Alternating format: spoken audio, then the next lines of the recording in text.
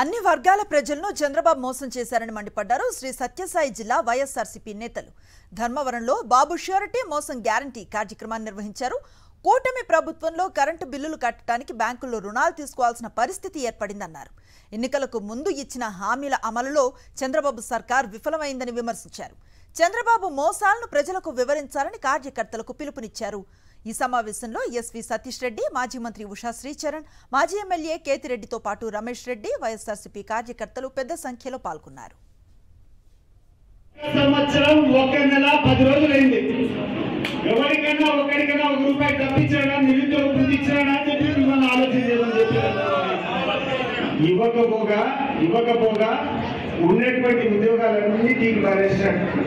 ఆ రోజు గ్రామ వాలంటీర్లకు అందరికీ 10,000 ఇస్తా అని చెప్పాడు. 5,000 కాదు 10,000 ఇస్తా అని చెప్పాడు. ఈరోజు గ్రామ వాలంటీర్లు ఒకసారి ఆలోచన చేసుకోవాలా? 5,000 కాదు ₹1 ఇస్తున్నాడా ఈ యొక్క చంద్రబాబు నాయుడు? మీరే చెప్పాలా? లేవు. అది మొట్టమొదటి హామీ.